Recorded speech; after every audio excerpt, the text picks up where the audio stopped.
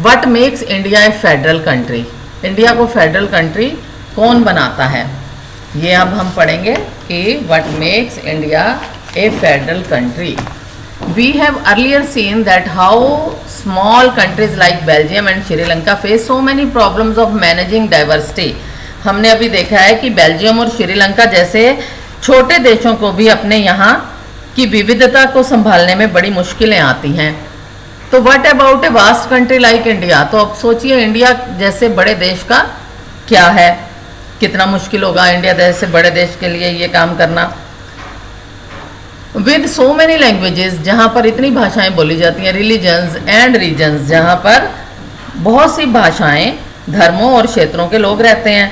हमारे देश में सत्ता की साझेदारी की क्या व्यवस्था है, what are the power sharing arrangement in our country, हमारे देश में पावर शेयरिंग अरेंजमेंट कैसा है, ये हम पढ़ेंगे. तो बेल्जियम का आपने पढ़ा था कि बेल्जियम में सेंट्रल गवर्नमेंट है, स्टेट गवर्नमेंट है और तीसरे लेवल की जो गवर्नमेंट है वो कम्युनिटी गवर्नमेंट है.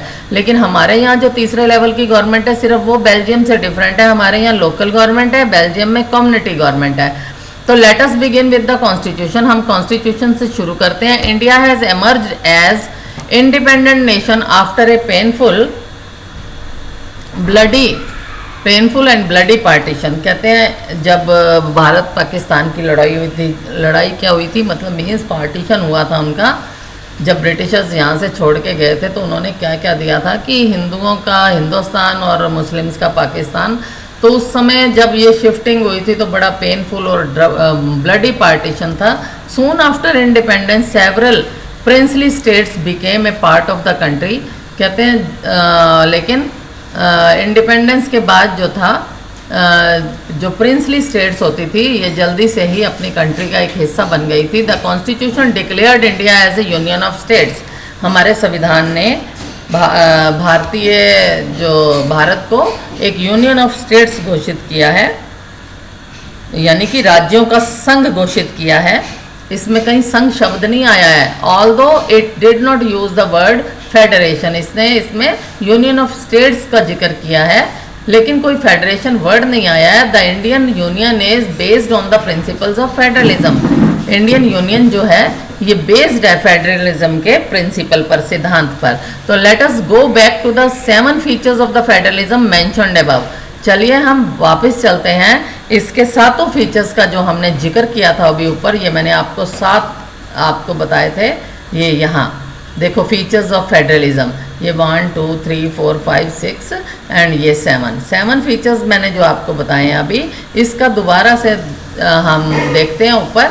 We can see that all these features apply to the provision of Indian constitution. ये सातों के सातों फीचर्स जो हैं हम ये देखते हैं कि भारतीय संविधान के विविध प्रावधानों पर, प्रोविजंस कहते हैं प्रावधानों पर लागू होते हैं. The constitution originally provided for a 2-tier system of the government. जो संविधान है हमारा मौलिक रूप से 2 स्तरीय शासन व्यवस्था का प्रावधान किया है उसने. तो कौन कौन सी हैं ये? द यूनियन गवर्नमेंट और what we call the central government. Union government और सेंट्रल गवर्नमेंट एक ही नाम है, चाहे तो आप इसको यूनियन गवर्नमेंट कह लो चाहे आप स्टेट गवर्नमेंट कह लो. Representing the union of India, यानी कि जिसे हम संघ सरकार या फिर केंद्र सरकार कहते हैं और राज्य सरकारों और राज्य सरकारें. केंद्र सरकार को पूरे भारतीय संघ का प्रतिनिधित्व करना है. केंद्र सरकार जो होती है, ये जो सेंट्रल गवर्नमेंट है आपकी, representing the union of India and the state governments. बाद later a 3rd-tier of the federalism was added in the form of panchayat and municipalities. जो लोकल गवर्नमेंट जिसको हम कहते हैं वो तीसरा 3rd-tier है पंचायत एंड म्यूनिसिपैलिटीज का. तो as in any federation these different tiers enjoy separate jurisdiction. कहते हैं जैसे कि ये 3 लेवल की हमारे यहाँ गवर्नमेंट होगी तो ये तीनों लेवल की गवर्नमेंट के तीनों स्तर की शासन व्यवस्थाओं के अपने अपने अधिकार क्षेत्र हैं. सेपरेट ज्यूरिसडिक्शन का मतलब है कि अपने अपने, सेपरेट मीन्स अलग अलग अधिकार क्षेत्र हैं. The constitution clearly provided A 3-fold distribution of legislative powers between the union government and the state governments. तो 10 इट कंटेन्स इन 3 लिस्ट. यानी कि संविधान में स्पष्ट रूप से केंद्र और राज्य सरकारों के बीच विधायी अधिकारों को 3 हिस्सों में बांटा गया है। लेजिस्लेटिव पावर्स का जो डिस्ट्रीब्यूशन किया गया है यूनियन और स्टेट गवर्नमेंट में, लेकिन ये लिस्टें 3 हैं। गवर्नमेंट्स तो आपके पास 2 दिख रही हैं, central government and state government, यानी कि union government and state government, लेकिन लिस्टें कितनी हैं? 3 हैं। एक तो हमारे पास यूनियन लिस्ट है, दूसरी स्टेट लिस्ट है, तीसरी हमारे पास कंकरेंट लिस्ट है। पहला है यूनियन लिस्ट। यूनियन लिस्ट में बेटा कौन कौन से सब्जेक्ट इंक्लूड होते हैं? जितने भी नेशनल इंपॉर्टेंस के सब्जेक्ट्स हैं, जैसे डिफेंस ऑफ द कंट्री हो गया, फॉरेन अफेयर्स हो गया, बैंकिंग हो गया, कम्युनिकेशन हो गया, करेंसी हो गई, तो ये जो हैं आपके सारे के सारे ये सब्जेक्ट्स यूनियन लिस्ट में आते हैं। They are included in the list because we need a uniform policy of these matters throughout the country. The union government alone can make laws relating to the subjects mentioned in the union list। ये जितने subject यहाँ mentioned हैं, ये आपके हो गए defence, foreign affairs, banking, communication, currency, इन पर कानून जो बनाती है ओनली सिर्फ यूनियन गवर्नमेंट बना सकती है। इसमें स्टेट गवर्नमेंट का कोई भी दखल नहीं है। आगे आ जाइए स्टेट लिस्ट। स्टेट लिस्ट में कौन कौन से सब्जेक्ट आते हैं? जो लोकल इंपॉर्टेंस के होते हैं, वहाँ की स्टेट की इंपॉर्टेंस के होते हैं, जैसे पुलिस हो गई, ट्रेड हो गया, कॉमर्स हो गया, एग्रीकल्चर हो गया, इरिगेशन हो गई। तो ये चीज़ें जो हैं स्टेट लिस्ट में आती हैं और स्टेट गवर्नमेंट ही इस पे सिर्फ कानून बना सकती है। State government alone can make laws relating to the subject mentioned in the state list. अब आ गई कंकरेंट लिस्ट। कंकरेंट लिस्ट में वो सब्जेक्ट होते हैं जो कॉमन इंटरेस्ट के होते हैं, सेंट्रल गवर्नमेंट के भी इंटरेस्ट के होते हैं और स्टेट गवर्नमेंट के इंटरेस्ट के भी होते हैं। तो ऐसे कौन से सब्जेक्ट हैं जो दोनों के इंटरेस्ट के हैं? जैसे एजुकेशन है, फॉरेस्ट है, ट्रेड यूनियंस है, मैरिज है, अडॉप्शन है, सक्सेशन है।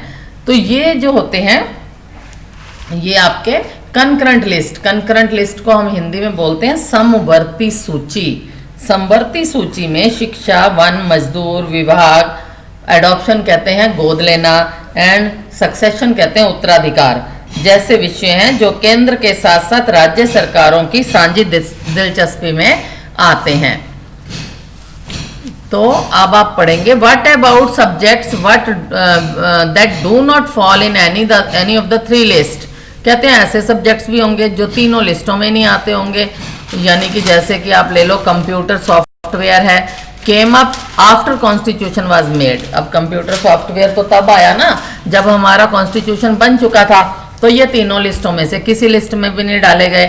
तो according to our constitution the union government has the power to legislate on these residuary subjects. जितने ये रेजिडरी सब्जेक्ट जो बच जाते हैं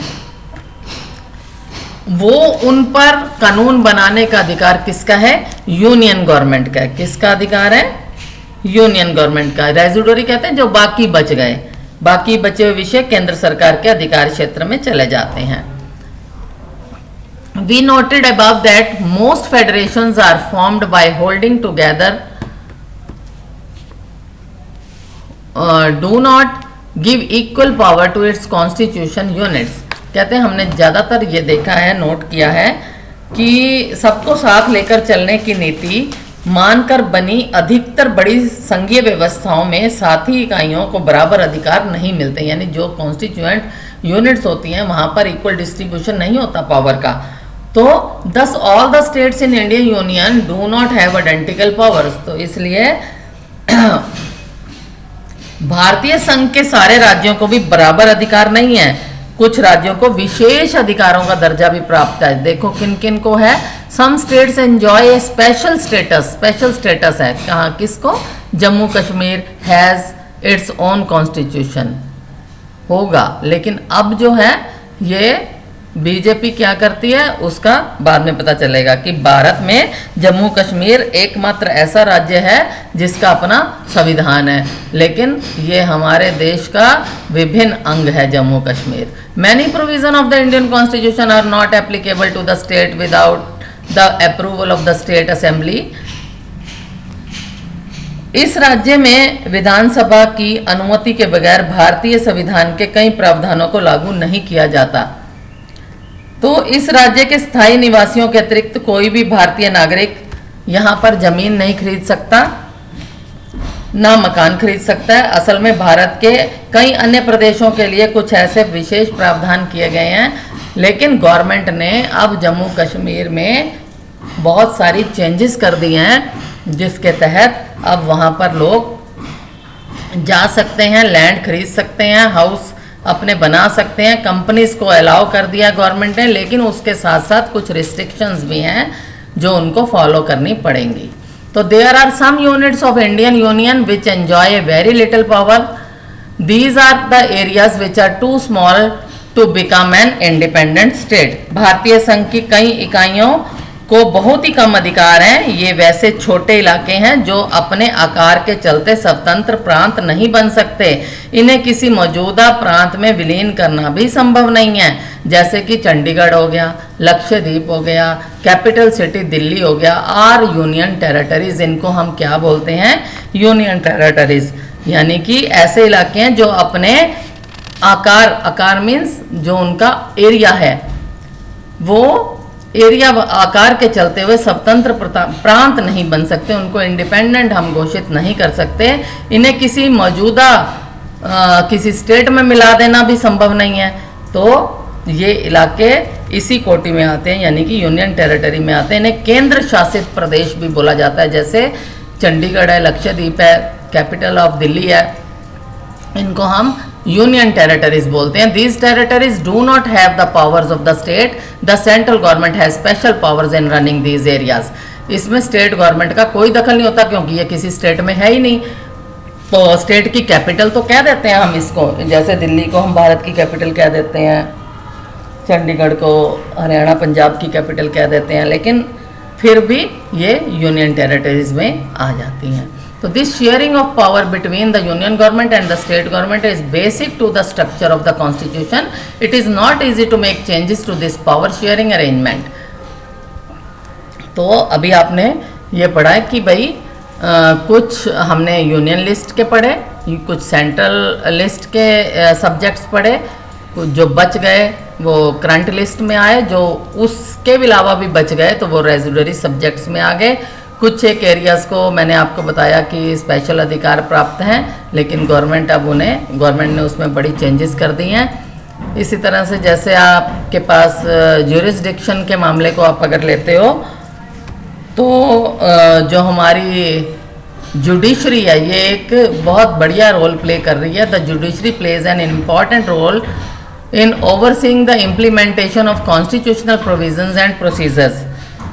तो संवैधानिक प्रावधानों और कानूनों के देख रेख में न्यायपालिका एक महत्वपूर्ण भूमिका निभाती है। हमारे पास हाई कोर्ट है, जो कि हर स्टेट में होता है, high court, and the supreme court decision making के लिए। सुप्रीम कोर्ट पूरे देश का एक ही होता है, और हाई कोर्ट जो होता है ये पूरे हर स्टेट में एक होता है। The union and state government have the power to raise resources by levying taxes in order to carry on government and the responsibility assigned to each of them. तो अभी मैंने आपको बताया कि शक्तियों के बंटवारे के संबंध में कोई विवाद होने की हालत में फैसला उच्च न्यायालय यानी कि हाई कोर्ट या सर्वोच्च न्यायालय में ही होता है। सरकार चलाने और अपनी जिम्मेवारियों का निर्वाह करने के लिए जरूरी जो टैक्स है, राजस्व है, ये लेविंग टैक्सेस को हिंदी में राजस्व बोलते हैं, कि उगाही के संबंध में केंद्र और राज्य सरकारों को कर लगाने और संसाधन जमा करने का भी अधिकार है। उसके बाद है आपका ये तो आपका पहले का मैप दिखा रखा है 1947 में जब इंडिया होता था ये कैसा था। ये देखो प्रोविंसेस होती थी सारी, सेंट्रल नागपुर प्रोविंसेस, हैदराबाद, ये देखो दिख रही है ना प्रोविंसेस लिखा हुआ, यूनाइटेड लखनऊ प्रोविंसेस। तो ये प्रोविंसेस में बंटा हुआ था, जो कि हमने बाद में अपने राज्यों में मिला लिया था। How is federalism practised? Federalism को कैसे प्रैक्टिस किया जाता है ये मेरी नेक्स्ट वीडियो में आएगा। Thank you.